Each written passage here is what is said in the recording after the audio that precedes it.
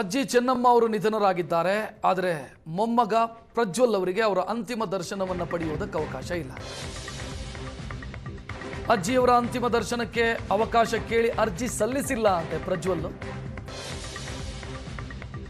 ಯಾಕೆ ಅಂತಂದ್ರೆ ಕಾನೂನು ಪ್ರಕಾರ ಪೆರೋಲ್ ಸಲ್ಲಿಕೆಗೆ 2 ವರ್ಷ ಸಜಾ ಆಗಿರಬೇಕು.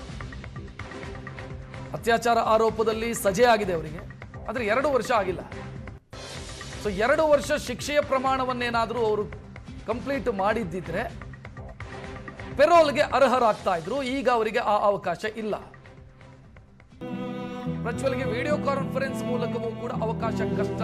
ಮಾನವೀಯತೆಯ ಆಧಾರದ ಮೇಲೆ ಟಿವಿಯ ವೀಕ್ಷಣೆಗಷ್ಟೇ ಅವಕಾಶ ಕೊಡುವಂತ ಸಾಧ್ಯತೆ ಇದೆ. ಕಾರಾಗೃಹ ಇಲಾಖೆಯ ಡಿಜಿ ಅಲೋಕ್ ಕುಮಾರ್ ಈ ಬಗ್ಗೆ ಮಾಹಿತಿಯನ್ನು ಕೊಟ್ಟಿದ್ದಾರೆ. ಸಜಾ ಕೈದಿಯವರು ಅಂದ್ರೆ ಅಪರಾಧಿ ಅತ್ಯಾಚಾರ ಕೇಸ್ನಲ್ಲಿ, ಆದ್ರೆ ಅಪರಾಧ ಸಾಬೀತಾಗಿ ಅವರ ಶಿಕ್ಷೆ ಆರಂಭ ಆಗಿ 2 ವರ್ಷ ಆಗಬೇಕಿತ್ತು, ಬಟ್ ಆಗಿಲ್ಲ. 2 ವರ್ಷ ಆಗಿದ್ದಿದ್ದರೆ ಅವರು ಪೆರೋಲ್ಗೆ ಅರ್ಜಿ ಸಲ್ಲಿಸಬಹುದಿತ್ತು ಕಾನೂನು ಪ್ರಕಾರ. ಬಟ್ ಪೆರೋಲ್ಗೆ ಅವರಿಗೆ ಅರ್ಜಿ ಸಲ್ಲಿಸೋದಕ್ಕೆ ಅವಕಾಶ ಇಲ್ಲ, ಸಲ್ಲಿಸಿಲ್ಲ. ಅವರು ವಿಡಿಯೋ ಕಾನ್ಫರೆನ್ಸ್ ಮೂಲಕವೂ ಕೂಡ ಅಂತಿಮ ದರ್ಶನ ಪಡೆಯೋದಕ್ಕೆ ಅವಕಾಶ ಸಿಗ್ತಿಲ್ಲ. ಬದಲಾಗಿ ಟಿವಿಯ ಮುಖಾಂತರ ಅಷ್ಟೇ ವೀಕ್ಷಣೆಗೆ, ಅದು ಮಾನವೀಯತೆಯ ದೃಷ್ಟಿಯಿಂದ ಟಿವಿಯ ಮೂಲಕ ವೀಕ್ಷಣೆಗೆ ಅವಕಾಶವನ್ನು ಕೊಡಲಾಗುತ್ತೆ ಅನ್ನುವಂಥ ಮಾಹಿತಿ.